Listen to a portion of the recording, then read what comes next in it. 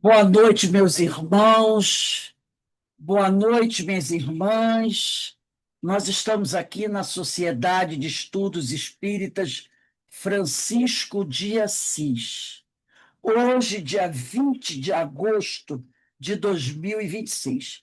E nas noites de quintas-feiras, nós estudamos essa obra, O Evangelho segundo o Espiritismo, essa publicação de Allan Kardec, desse livro maravilhoso que nós temos que ter sempre ao alcance da nossa mão e dos nossos olhos, né?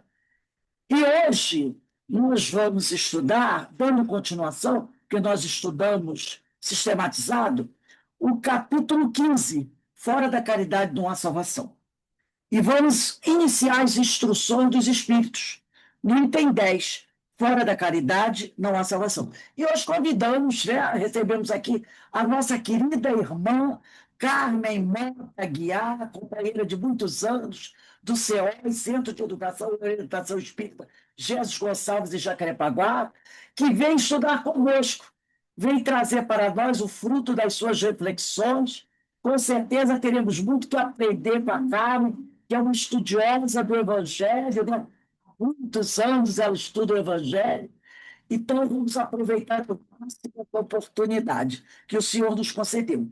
Mas antes de iniciarmos, nós vamos ler uma páginazinha desse livro de Lourival Lopes. Você quer a palavra?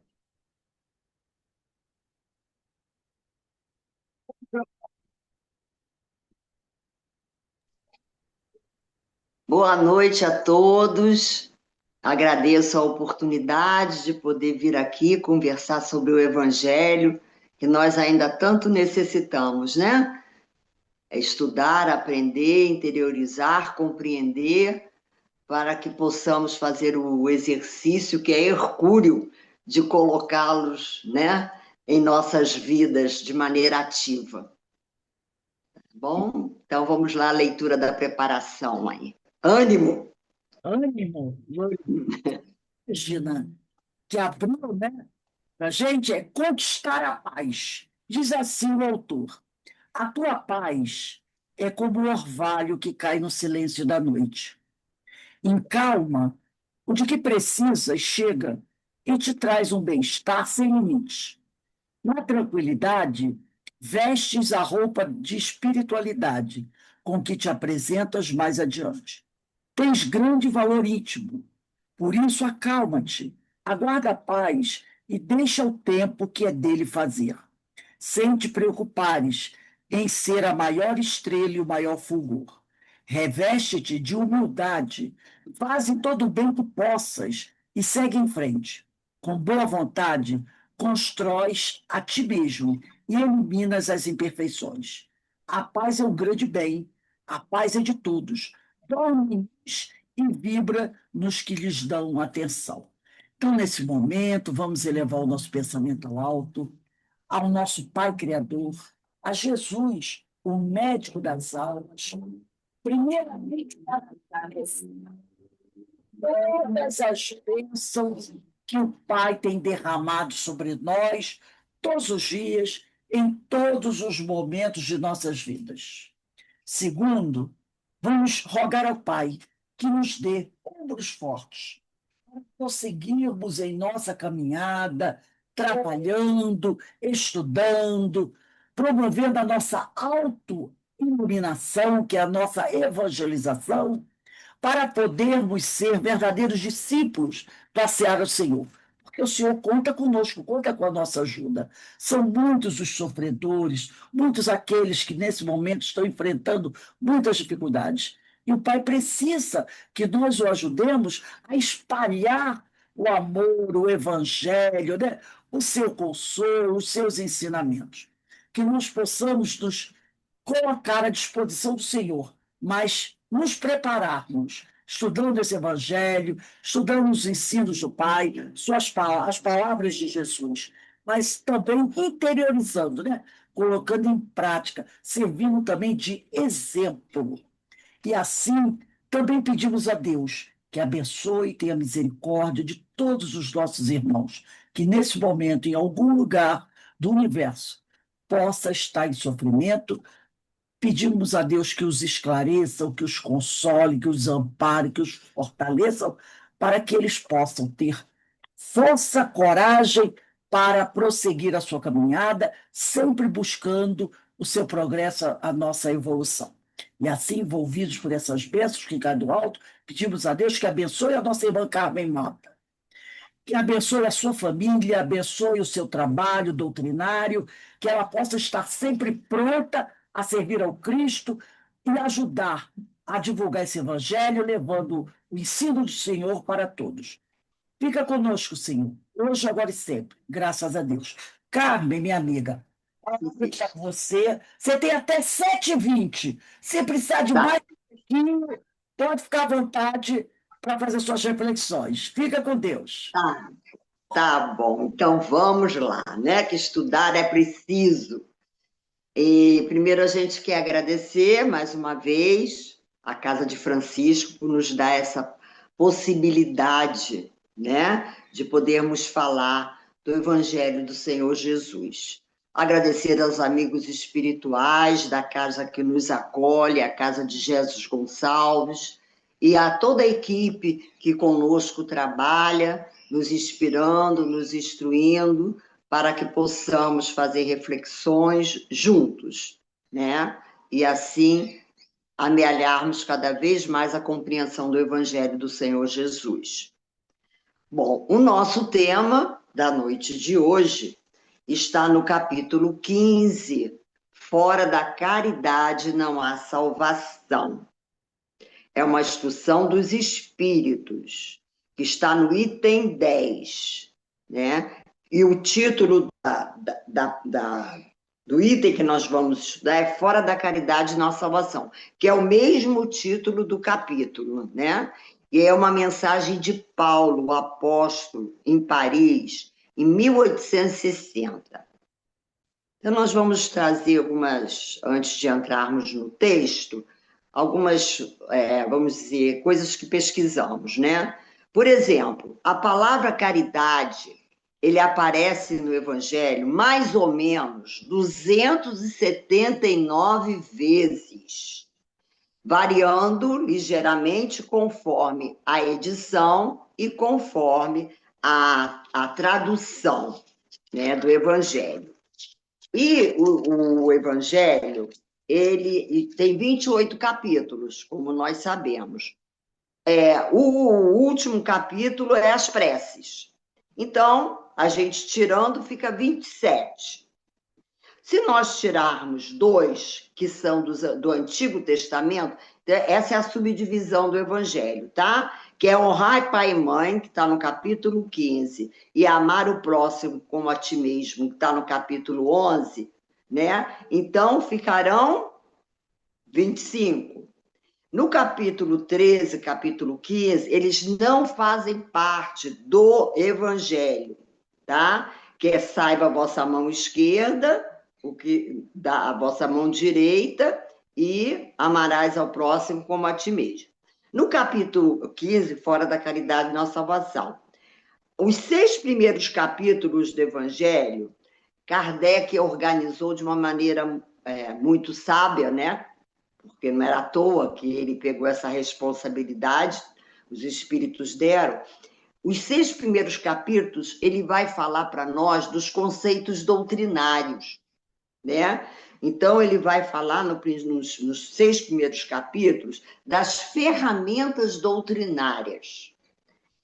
Aí, depois, ele fez o segundo bloco, né? Dos capítulos 7, 8, 9, 10, 11 e 12. Que é o segundo bloco, que é nós em relação ao outro. No terceiro bloco, ele colocou o capítulo 16, 17, 18. 16, não se pode servir a Deus a mamon. 17, sede perfeito. 18, muitos chamados escolhidos. E 19, a fé transporta a montanha. Aí, nesse bloco, ele botou eu comigo mesmo. E no quarto bloco, ele já vai falar sobre para nós, trabalhadores espíritas. Então, a maneira didática como ele colocou o Evangelho. Então, da primeira parte, os conselhos doutrinários, aí a gente tira dois que não estão no Evangelho, né, que foram colocados por Kardec, e os outros, as outras passagens, eu com o outro, e o último, ele vai falar dos trabalhadores espíritos, que aí é os trabalhadores da última hora, aí ele está falando para nós, em relação ao nosso trabalho dentro da doutrina e do Evangelho. Haverá falsos Cristo, falso profeta, não separareis o que Deus ajuntou, estranha moral, não ponhas a candeia debaixo do alqueire, buscais e achareis, e dai gratuitamente o que gratuitamente recebeis, e ele vai fechar com pedir e obterei. No capítulo 15, no qual nós vamos estudar, Kardec, fora da caridade na salvação, foi Kardec que colocou. Por quê? Na época de Kardec, a igreja, né, falava muito assim, fora da igreja não há salvação. E essa fala é uma fala que ela exclui. Quer dizer que, então, se eu não for na igreja, eu não tenho salvação. Então, Kardec, ao ver fora da igreja na salvação, peraí, nem todo mundo é da igreja, nem todo mundo é católico, né? Então, ele observou que era uma palavra que ela excluía. E aí ele acrescentou no Evangelho para nós entendermos, fora da caridade não há salvação, né? Então, por que ele fez isso, né? Porque a caridade, ela está... a prática da caridade, ela é um conceito moral, que ela é o conceito mais importante ensinada tanto pelo Cristo como pelo Espiritismo. Então, a caridade, ela é um conceito, né, moral, que ele nos trouxe, né, para que nós pudéssemos entender essa nossa necessidade de fazermos a caridade, né? Mas será que só basta fazer a caridade? E como é que nós realizamos essa caridade? Aí nos diz Paulo em Coríntios 13, que se faça as coisas com amor divino. Caridade é conexão com o divino. Então, não basta eu só doar, eu tenho que doar-me, né? Tem um capítulo que fala da caridade moral e da caridade material, né? Lá atrás, no Evangelho, ele fala dessa caridade. Aqui nós vamos falar da caridade moral, né? Dessa caridade moral. E Joana nos ensina que caridade não é dar, é dar-se, né? E na passagem do samaritano, ele se doa, que depois a gente vai ver a passagem do samaritano. E outra coisa que a gente observa, que a caridade ela é uma via de mão dupla. A caridade, quando eu faço a caridade para o outro, eu estou fazendo para o outro e estou fazendo para mim também. Por quê? Porque caridade, ela gera uma coisa chamada, um hormônio chamado ocitocina. Esse hormônio é o hormônio do amor.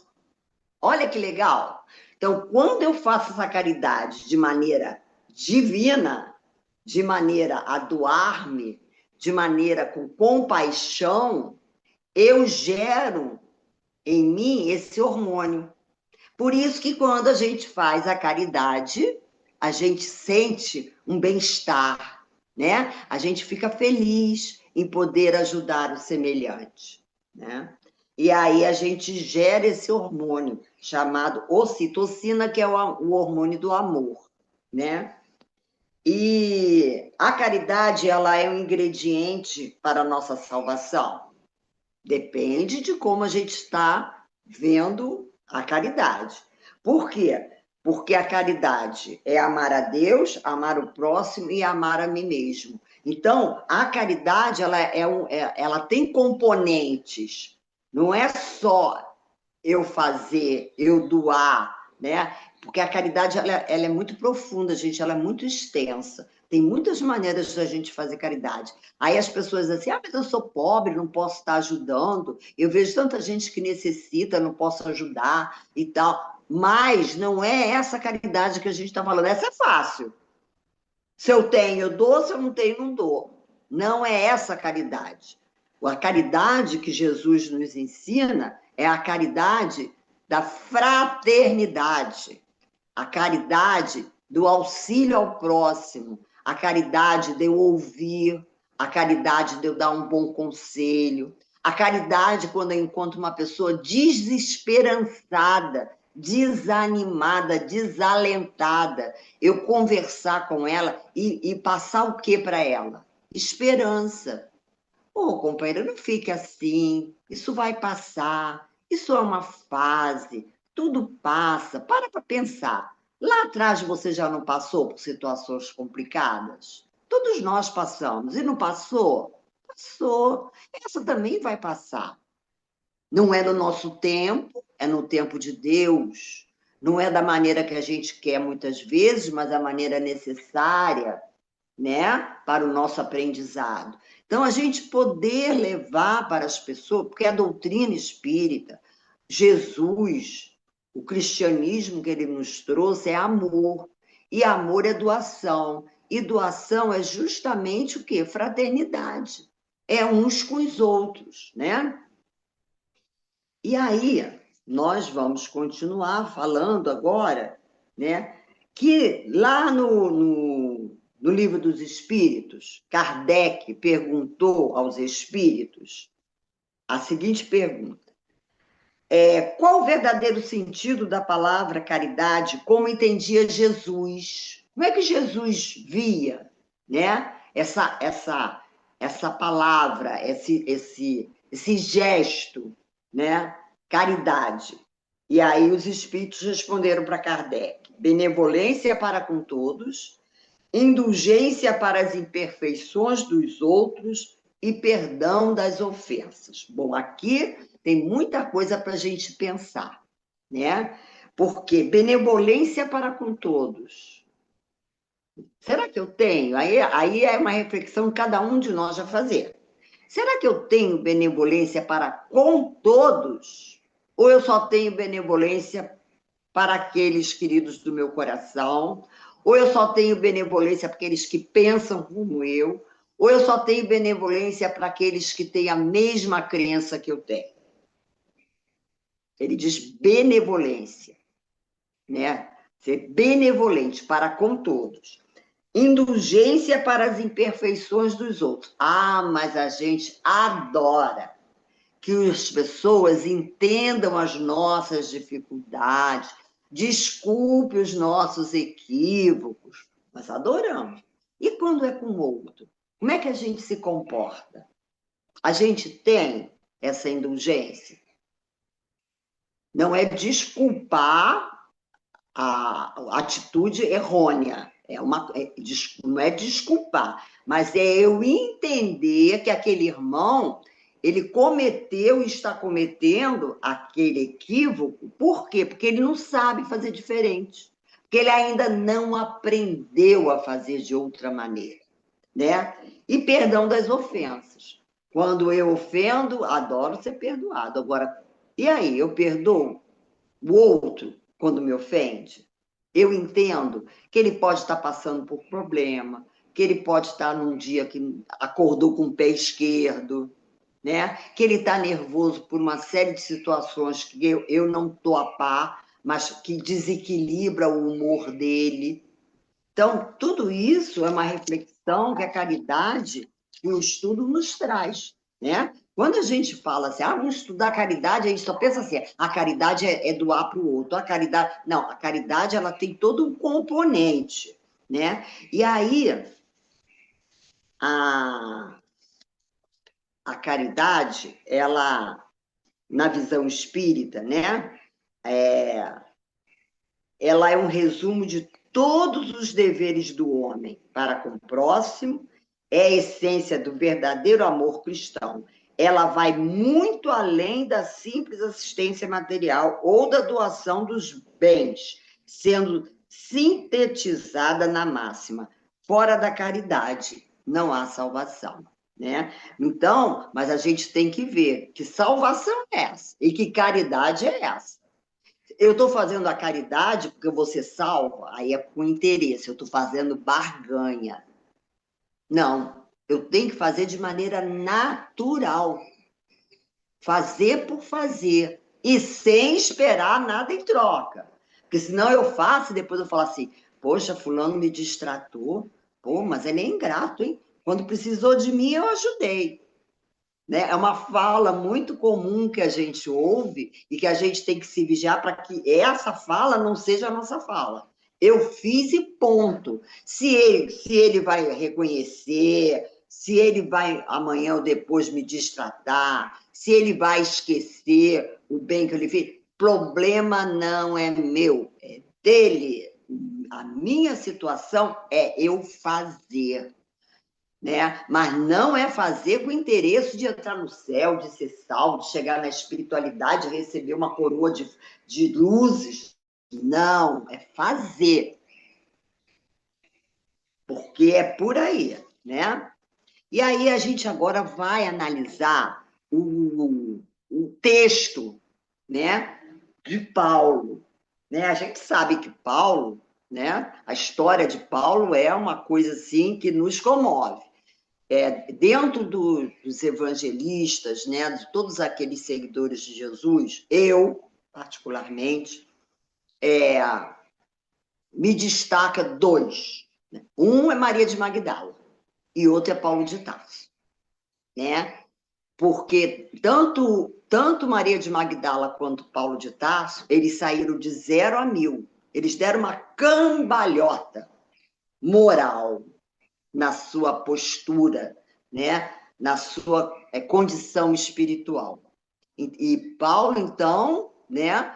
O que ele passou, né? Depois que ele se converteu ao cristianismo, né?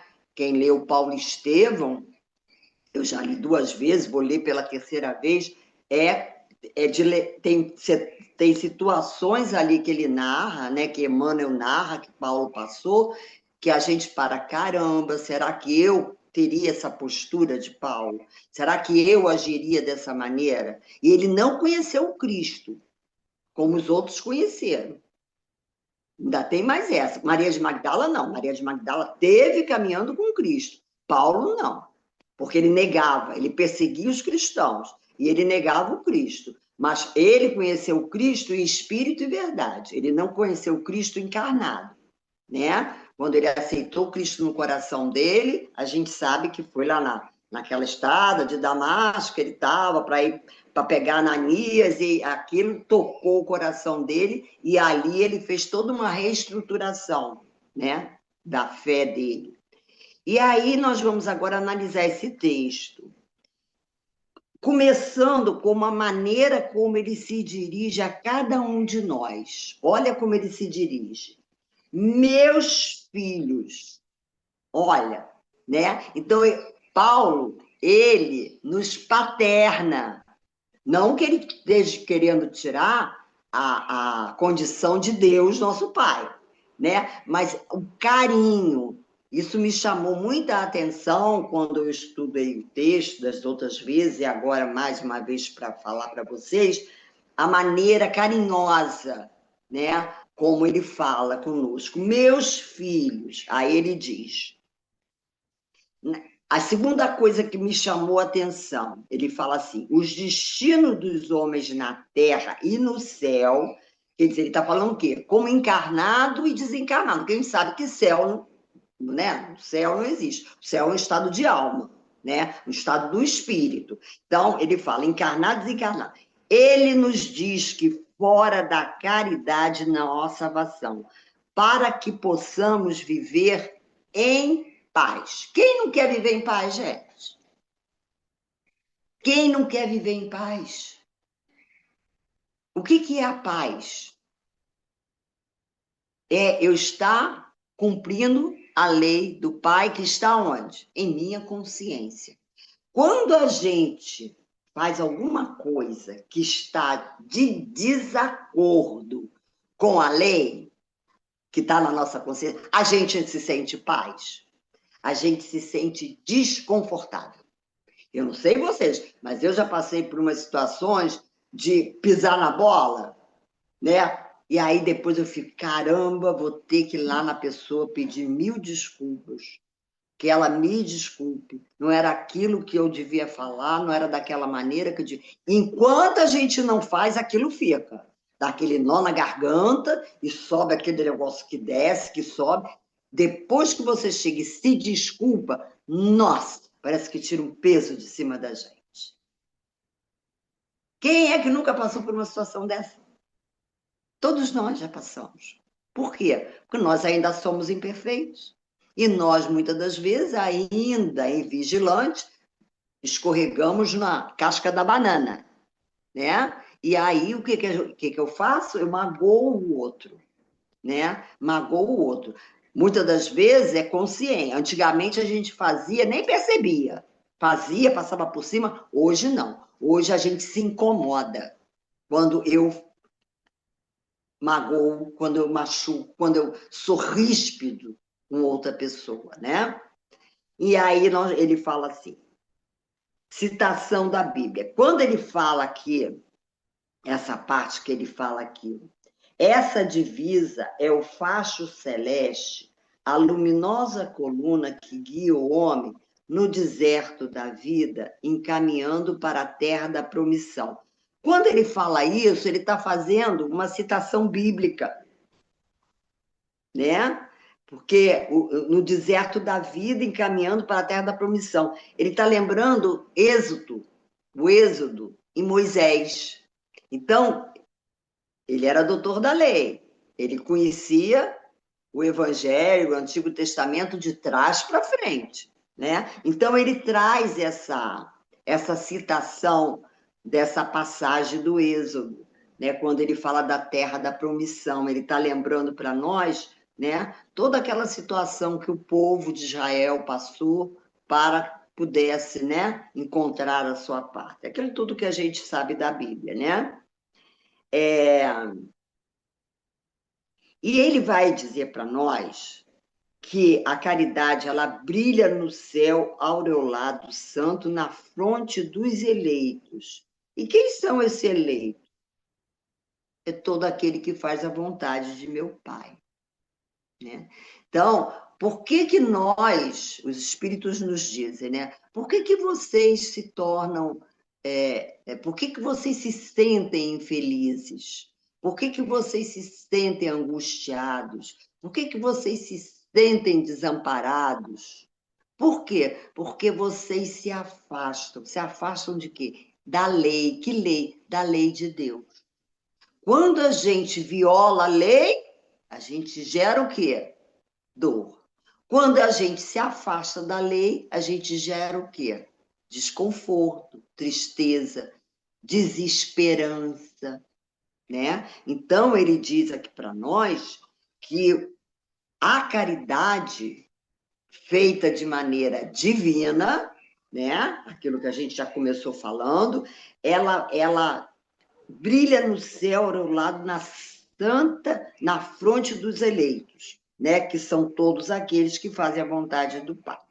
E ele fala assim: e na terra, a caridade se acha gravada no coração daquele que segue os ensinamentos de Jesus, né? Porque os ensinamentos de Jesus, o tempo todo, é o quê? Caridade. E aí nós fomos lá nesse livro, Jesus no Lar, tem uma lição 20, a caridade desconhecida, que vai exemplificar bem essa parte aqui para nós. Então, fala assim, a conversação em casa de Pedro versava dessa noite sobre a prática do bem, com a viva colaboração verbal de todos. Então, a gente sabe que Jesus, ele pousava na casa de Pedro, e na casa de Pedro ele reunia, né, os apóstolos para conversar, para ensinar. E aí eles se colocavam, eles ficavam, era de uma maneira informal. Jesus deixava eles bem à vontade. Por quê? Jesus, não é que Jesus precisava, porque ele conhecia o rebanho, ele sabia da situação de cada um. Eles precisavam se abrir. Não é Jesus que precisava ouvir, porque Jesus já sabia, mas Jesus fazia o mecanismo, era o psicólogo das almas. Então, ele fazia com que a conversação ficasse de uma maneira informal, para que eles pudessem fazer uma catarse. E isso acontecia sempre, e aconteceu também nessa noite. Aí disse, né, Pedro, como expressar a compaixão sem dinheiro? Porque eles eram pobres, eram pescadores. Aí eles diziam para Jesus: como é que a gente vai trabalhar com paixão se a gente não tem dinheiro? Por que meios incentivar a beneficência sem um recurso monetário? Quantas vezes a gente ouve gente falar assim: mas eu não posso fazer nada, não posso ajudar, não posso fazer caridade, eu não tenho dinheiro, não tem nem para mim. Aí ele fala assim: com essas interrogativas, grandes nomes da fortuna material eram invocados. E a maioria inclinava-se a admitir que somente os poderosos da terra se encontravam à altura de estimular a piedade quando o mestre interferiu, opinando bondoso, né? Então, ele era doce. Jesus, ele ensinava e ele era doce, né? Chegava a ser açucarado, né? Então, ele falou assim: um sincero devoto da lei foi exortado por determinações do céu ao exercício da beneficência. Então, ele conta essa história para eles. Entretanto, ele vivia em pobreza extrema. Não podia de modo algum retirar a mínima parcela do seu salário para o socorro aos semelhantes. Em verdade, dava de si mesmo, quanto possível, em boas palavras, olha só o que Jesus está falando, que o companheiro fazia, gestos pessoais de conforto, estímulo a quantos se achavam em sofrimentos e dificuldades. Porém, magoava-lhe o coração a impossibilidade de distribuir agasalho, pão, com andrajos e famintos à margem da sua estrada. Ele tinha família, ele tinha filhos, e ele trabalhava para sustentar a família, e não sobrava. Mas ele fazia o quê? Ó, o que Jesus está falando. Ele, com gestos pessoais, ele dava conforto às pessoas, e ele fazia uma coisa, quando ele passava na rua, que ele via pedra no caminho e achava que as pessoas podiam tropeçar e se machucar, ele pegava a pedra e tirava do caminho. Então, ele fazia esses gestos que as pessoas olhavam e diziam assim: gente, mas por que esse homem faz essa coisa? Era a maneira como ele encontrava de exercer o quê? A caridade, né? E ele um dia desencarna, né? Como todos nós vamos desencarnar. E o que aconteceu quando ele chegou lá? Ele chegou ao termo da jornada humana, incapaz de atender às sugestões da beneficência que o mundo conhece. Olha que interessante que Ney Lúcio fala aqui para nós, que Jesus falou. Porque a gente conhece a caridade, né? Essa beneficência do mundo, que é material. O mundo não é material. Coisas materiais que a gente precisa, que a gente acha que o outro precisa, que a gente não tem, que o outro também não tem, que carece de ter. Então, o mundo acha que a beneficência ela é material. Ele fala: jamais puderem estender uma tigela de sopa, ofertar uma pele de carneiro aos irmãos necessitados. Nessa posição, a morte buscou o tribunal divino, onde o servidor humilde compareceu, receoso e desalentado, né? Porque ele falou: pô, morri, tô mal, né? Porque eu não fiz a caridade, né? A caridade do mundo, né? Aí temia o julgamento das autoridades celestes, quando de improviso foi aureolado por brilhante diadema. E por que indagasse em lágrimas a razão do inesperado prêmio, foi informado de que a sublime recompensa se referia à sua contra o mal, em que se fizera valoroso empreiteiro. Aí a gente para pensar. Como é que eu estou nessa guerra contra o mal? Nesse mundo, nossa, que está cheio de coisa aí para a gente exercitar o tempo todo. Né?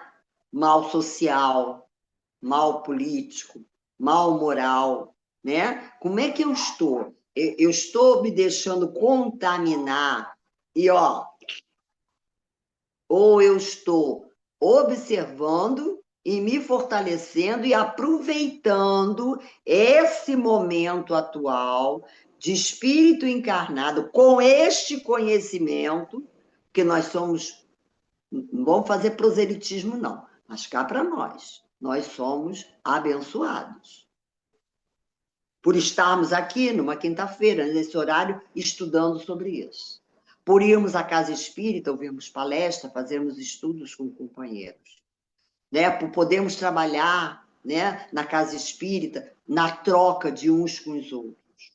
Então, quanta coisa a gente pode exercitar. Quando eu estou na rua, quando eu estou numa fila de mercado com uma pessoa reclamando, impaciente, eu posso fazer uma oração, eu posso puxar um assunto, né? Procurar conversar. Né? E quantas vezes as pessoas estão muito necessitadas, gente? Quando elas encontram alguém de boa vontade, elas despejam a situação delas. Né? E nós sabemos que a espiritualidade nos utiliza.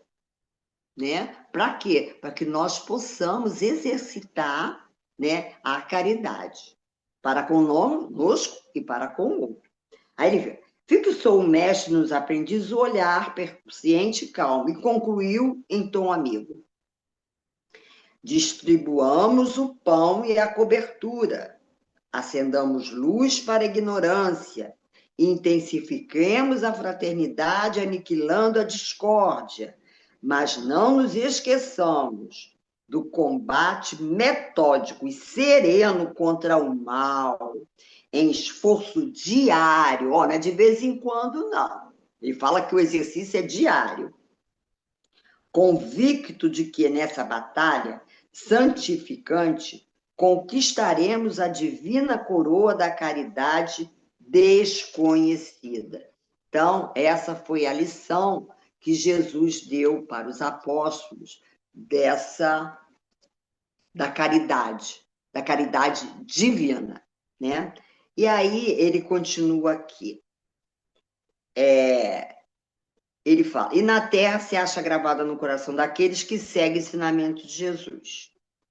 E que tem uma fragrância, um perfume. Ele diz que as pessoas, ele fala aqui, a gente acha assim muito interessante quando ele fala desse perfume, que a caridade, ela exala um perfume. Eu não sei qual o pedacinho que está aqui, mas ele fala isso, né? E que a caridade, ela exala um perfume. E que perfume, que fragrância tem a caridade? É o perfume suave do amor. Aí a gente lembrou de Chico Xavier. Chico, eu não cheguei a conhecê-lo, né? Tenho uma história com ele, mas é uma história à distância, não o conheci. Mas quem o conheceu, quem conviveu com Chico, disse que ele exalava perfume. Olha que coisa! Ele não usava perfume, mas ele exalava perfume. E ele tinha, né, vamos dizer, uma aura que ia, né, ultrapassava quarteirão, né? Porque ele exercitava o tempo todo o quê? O amor. O amor, quando ele é exercitado do fundo de sua alma com divindade, ele tem perfume. Ele tem perfume, perfume do amor. Olha que coisa linda, né? Ele nos diz que é uma ordem divina, os deveres. Lázaro, no capítulo 17, Sede Perfeito, no item 7, que ele fala aqui, né? Que é o dever. Ele usa essa palavra aqui, né? Dever, ele fala aqui, ó. Nada resume tão bem os deveres do homem como essa máxima de ordem divina. E o dever, qual é? O que os espíritos diz para nós? Que o dever é a obrigação moral da criatura para consigo mesmo primeiro, e em seguida para com o outro. O dever é uma lei, lei da vida. O dever é lei da vida. O dever, aqui a gente não está falando, como lá nesse item, não está falando do dever das nossas profissões materiais. Está falando do dever moral, do dever cristão, né? Por isso que ele fala, o dever para com Deus, a obrigação moral da criatura para consigo mesmo, primeiro, em seguida para com os outros e também para com Deus. O dever é a lei da vida. Aí ele vai continuar falando para nós. Estou aqui de olho no relógio. Ele, Paulo, nos convida à prática da caridade. Primeiro, porque ela é uma regra do Espiritismo, que é o reflexo do mais puro cristianismo. Segundo, se utilizarmos como guia, o homem nunca se transviará. Aqui é uma receita, tá? Sabe quando a gente vai ao médico, que o médico dá lá os remédios e vai falar, você tem que cuidar da sua alimentação. Ele vai passar uma receita de procedimento, para que a gente cumpra aquela receita. Tomar o remédio, qual é o horário, qual é a dosagem, quanto tempo. E é uma receita para que a gente cuide da nossa matéria. E aqui ele está dando uma receita para que a gente cuide de quê? Do nosso espírito. Terceiro, ele nos diz que se nós dedicarmos a investigar com muita atenção, examinar detalhadamente o sentido profundo e as consequências, vamos descobrir por nós mesmos todas as aplicações da caridade, moral e material.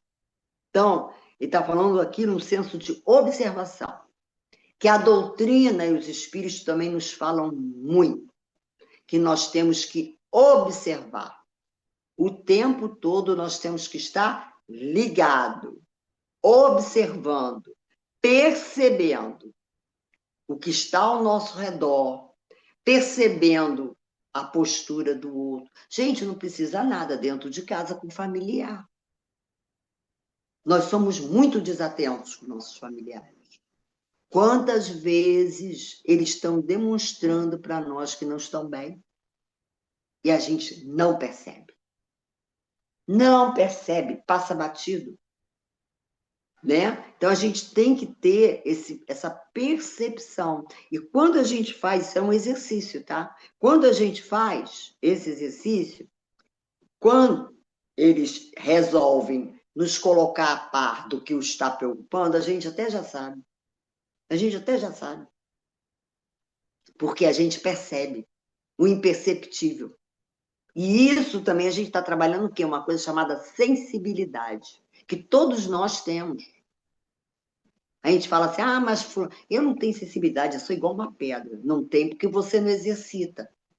Exercita, olha para o outro, mas não olha, enxerga o outro. Não escuta, ouve o outro. Ele não precisa nem te contar, mas você já percebe que não está bem. Aí você espera um momento, né? Quando é filho, vamos falar de coração para coração? O que está acontecendo?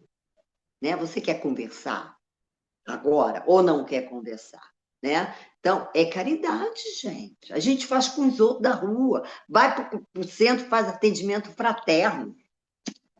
e não faz dentro de casa. Uma ferramenta, nossa, fantástica que a gente tem.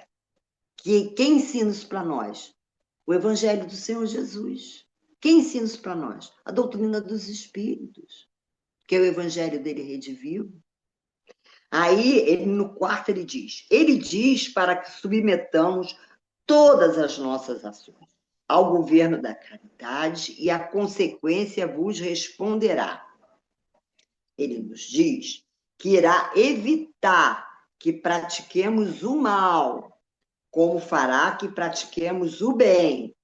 E ele ainda nos adverte, nesse texto, que não basta uma virtude negativa, é necessário uma virtude ativa. Né? Quinto, para fazer o bem, necessário sempre se torna a ação da vontade. Essa palavra vontade, a gente fala muito de vontade em palestra, em curso, né? Vontade, e aí a vontade. O que é a vontade, gente? É a faculdade soberana da alma. A vontade é uma força espiritual por excelência e pode mesmo se dizer que é a essência da nossa personalidade. Não existe pessoas que elas são mobilizadas o tempo todo, ela tem vontade de estudar, vontade de trabalhar, vontade disso, vontade daquilo, vontade de se empenhar no estudo da casa, vontade de trabalhar, está sempre em movimento. E existem aquelas pessoas, meu Deus, cadê a vontade? Ou então ela começa, larga pelo meio do caminho, não tem persistência, continuar naquele propósito, começa as coisas largas, começa uma faculdade larga, começa um trabalho muda, e vai assim. Está onde? Na persona. Ele não descobriu ainda que isso é uma capacidade que ele tem e que ele pode desenvolver, que ele pode fortalecer e que ele pode vencer essa falta de vontade ou essa má vontade. A vontade é a maior de todas as potências da alma, Leon Denis disse para nós. Tem lá um capítulo só falando de vontade. Ele diz que é uma potência da alma. Se é uma potência da alma, e todos nós somos espíritos, somos alma, todos nós temos essa potência. Temos muitas potências. E a vontade é uma delas, que nos mobiliza, inclusive para fazer a caridade. Para não se praticar o mal, basta mais das vezes a inércia e a despreocupação. Ele finaliza essa bela mensagem nos convidando à gratidão a Deus e à luz do Espiritismo, mas nos alerta que não é só os que conhecem o Espiritismo que serão salvos. É que, sendo o Espiritismo a boa nova do cristianismo, ele nos faz melhores cristãos. Aí vem a pergunta: que cristão eu estou sendo? Aí cada um vai responder. Né? Eu me perguntei isso. E que sejamos exemplo, praticando os ensinos do Cristo, para que nos tornemos cada vez melhores seres humanos, pois o verdadeiro espírito e verdadeiro cristão são uma só e a mesma coisa. Fora da caridade, não há salvação, dado que todos quanto praticam a caridade são discípulos de Jesus, e não importa as suas seitas, né? E aí nós vamos lembrar rapidinho da parábola do bom samaritano, né? Que a parábola do bom samaritano é uma parábola que Jesus contou e que mostra muito bem isso. Porque os fariseus, o sacerdote, passaram ao largo daquele irmão que estava ali, e quem foi que ajudou? O samaritano. O samaritano podia não ter ajudado. Sabe por quê? O samaritano, ele era desprestigiado, ele não era considerado, Era, não é? O pessoal da Samaria não era assim? Ninguém dava a menor importância ao pessoal da Samaria.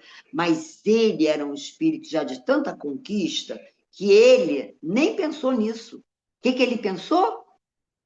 Em ajudar o irmão que estava ali no caminho. E ele ajudou, né? E levou para a estalagem, entregou ele lá, né, para o dono da estalagem, disse para cuidar dele, que tudo que gastasse com ele, ele passaria por ali, ele pagaria o que fosse necessário, e ele ajudou. E o fariseu? E o sacerdote? Aonde é que nós nos colocamos na história do samaritano? Somos aquele que passamos, né? Às vezes vemos um companheiro, morador de rua, deitado, aí a gente atravessa a rua para não ver, e finge é invisível, não olha. Ele é ali, aquele irmão que está ali, deitado. Ah, mas eu vou chegar perto, hoje em dia está tão perigoso. Ah, mas eu não tenho nada na hora para ajudar. Você pode fazer uma oração, olhar para ele e falar: Senhor, tenha piedade, que esse irmão esteja sendo assistido pela espiritualidade. Ampara ele, Senhor. Faça com que nada de mal lhe aconteça. A gente faz isso? A gente passa batido. Né? A sociedade não faz, o poder público não faz. A gente joga em cima do poder público. Tudo é em cima do poder público. Não, cada um de nós tem responsabilidade, sim, de fazer a nossa parte, sim. E não adianta dizer, eu não tenho o que fazer. Todos nós temos. É o que ele fala aqui. Para não se praticar o mal, basta as mais das vezes a inércia e a despreocupação. Né? E quantas vezes nós somos omissos? E a omissão é terrível. Não é comigo, não é meu parente, não estou nem aí, mas é meu irmão. Enquanto a gente não botar na cabeça que nós somos todos irmãos, somos irmãos, somos filhos de Deus, da divindade. E nós temos a divindade em nós. Mas nós temos que fazer isso vir à tona, gente. Temos que fazer isso vir à tona. Né? Então, encerrando, a gente vai falar algumas características de um homem caridoso, tá? O homem caridoso é paciente, é indulgente, não se ofende, não desdenha pessoa alguma, é tolerante, tem doçura, não maltrata, nem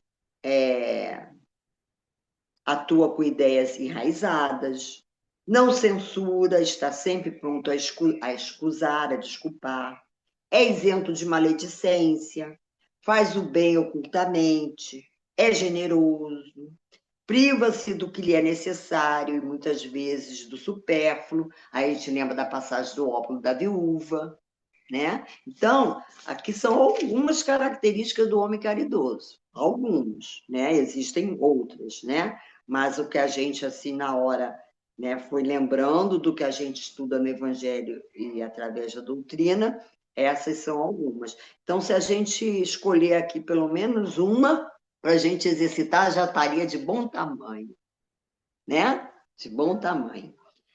E aí, gente, foi esse estudo que eu fiz. Foi, assim, sempre é bom, né? Porque sempre primeiro é para a gente, né? E aí a gente faz as reflexões, se faz as perguntas, né? Eu gosto muito de trabalhar com pergunta para mim, né? Porque é um autoconhecimento, como diz Joana, né? Uma autoanálise, um autoconhecimento, para a gente ver a quanto nós andamos, né? A quanto nós andamos, tá bom? Então, um beijo para todos e vamos seguir aí na nossa caminhada, na nossa batalha, nossos desafios. Muito obrigado, minha amiga, pelo seu estudo. Você deixou muitas reflexões para nós, muitas coisas para nós observarmos, não é? No nosso comportamento, como nós estamos agindo, para realmente nós nos considerarmos um pouco caridosos, porque ainda falta muita coisa, mas o momento é esse. É agora que nós temos que começar, né? A partir dessas reflexões, desses ensinos do Senhor. Que Deus te abençoe, que a Casa de Francisco possa sempre contar com a sua presença aqui, trazendo essa palavra, né? Dando as catucadinhas que a gente precisa de vez em quando, para poder despertar. É o que você falou, fazer a pergunta para mim, não para o outro, para mim. Como é que eu estou nesse aspecto da caridade, né? Que Deus te abençoe, abençoe a sua família, leve o nosso abraço aos companheiros da sua família, aos companheiros do CEOI. Bem, meus irmãos, nós estamos encerrando aqui o nosso estudo, lembrando que domingo às 15h30, dia 23, nós teremos aqui dois companheiros de São Paulo, o doutor André Luiz e o nosso irmão Guilherme Azeredo. Eles irão conversar sobre vícios na visão espírita e na visão científica. Eu já mandei até para vocês o cartazinho, o link, vou mandar de novo, pedindo a vocês que compartilhem, porque é um tema muito importante, né? E ele não vai falar apenas do vício químico, né? Mas o vício, vários vícios. Eu estava aqui há poucos minutos e achei um livrinho, olha só que interessante, o sofrimento como vício, porque tem a pessoa que é viciada em sofrimento, né? O sofrimento como vício. Então, nós temos vício de todos os tipos, e eles vão falar sobre vício, né? Então, bastante interessante isso para todos nós. Também é tema do Evangelho. Também é tema do Evangelho, né? Então, que possamos estar juntos domingo, agora dia 23, às 15h30, tá bom? Então, para a gente encerrar aqui a nossa reunião, eu vou pedir à nossa companheira Joana para ligar o microfone dela e fazer a nossa prece de agradecimento. Joana, por favor, menina.